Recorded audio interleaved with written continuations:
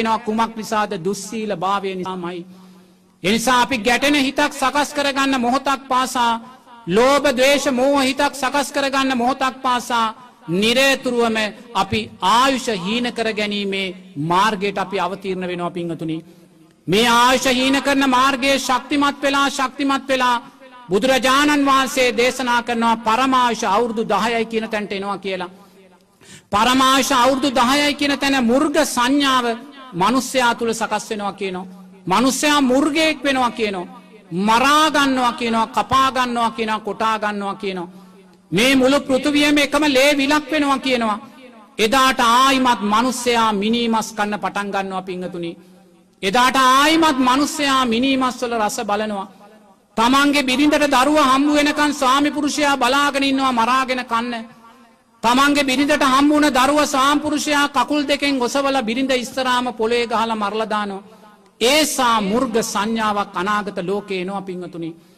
මේ මුර්ග සංඥාවේ බීජ අවස්ථාව දැන් සකස් වෙලා තියෙන්නේ. ඒ කියන්නේ මුර්ග සංඥා කෝච්චිය දැන් මන්දගාමීව ගමන් අරඹලයි තියෙන්නේ. මේ මන්දගාමීව ගමන් අරඹලා තියෙන මුර්ග සංඥා කෝච්චිය පින්වතුනි අබුද්ධෝත්පාද කාලයක් අවුරුදු ලක්ෂ 25ක් දීර්ඝ අබුද්ධෝත්පාද කාලයක් කරා ඇදිලා යනවා. ඒ නිසා ඔබ යම් හේකින් මේ ජීවිතයේදී සිල්පද බිඳලා බිරිඳ නිසා, දරුවා නිසා, ස්වාමි පුරුෂයා නිසා අකුසල් මූලයන් වඩලා ගැටිලා ඒ අකුසල් මූලයන් නිසා මේ මන්දගාමීව මේ මොහොතේ ගමන් කරන මේ මුර්ග සංඥා කෝච්චියට ගොඩ වුණොත් මුර්ග සංඥා කෝච්චියේ ඉදිරියේ පින්වතුනි නාම පූර්වයක් තියෙනවා. ඒ නාම පූර්වයේ ගමනාන්තය සඳහන් කරලා තියෙනවා. ඒ ගමනාන්තය තමයි අවුරුදු ලක්ෂ 25ක් දීර්ඝ අබුද්ධෝත්පාද කාලය කියන ගමනාන්තය. ඒ කියන්නේ මේ මොහොතේ ඔබ මේ මුර්ග සංඥා කෝච්චියට නැගගත්තොත් ලෝභ ද්වේෂයන් වඩලා ස්වාමි පුරුෂයා බිරිඳ එක්ක ගැටිලා, දරුවා එක්ක ගැටිලා, අම්මා තාත්තා එක්ක ගැටිලා මේ බලවත් අකුසල් කරලා මේ මන්දගාමීව ඉදිරියට ඇදෙන මුර්ග සංඥා කෝච්චියට නැග්ගොත් පුතේ ගමනාන්තය අවුරුදු ලක්ෂ 25කට වඩා දීර්ඝ අබුද්ධෝත්පාද කාලයක්. ඒක හොඳට තේරුම් ගන්න ඕනේ. ඔබ ගැටෙන හිතක් සකස් වෙන මොහොතේම අර දීර්ඝ අවුරුදු ලක්ෂ 25කට වැඩි දීර්ඝ අබුද්ධෝත්පාද කාලය සිහිපත් කරගන්න.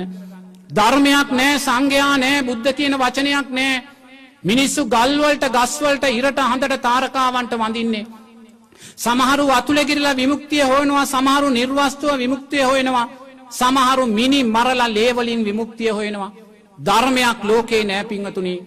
ඒ අබුද්ධෝත්පාද කාලය අවුරුදු ලක්ෂ 25ක් දීර්ඝයි.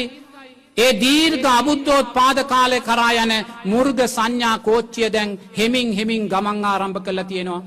ඒ නිසා ඔබ දක්ෂ වෙන්න, ඔබ ඔබේ ජීවිතයට සපත වෙන්න.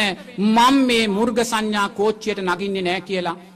ඔබ මේ මුර්ග සංඥා කෝච්චියට නොනගින්න නම් ඔබ දක්ෂ වෙන්න ඕනේ. ඔබට ලැබුණු බිරිඳ ධර්මයක් හැටියට දකින්න. ඔබට ලැබුණු ස්වාමි පුරුෂයා ධර්මයක් විදියට දකින්න. ඔබට ලැබුණු දරුවා, ඔබට ලැබුණු රට ජාති ආගම ධර්මයක් කියලා දකින්න. ධර්මයක් කියලා දැකලා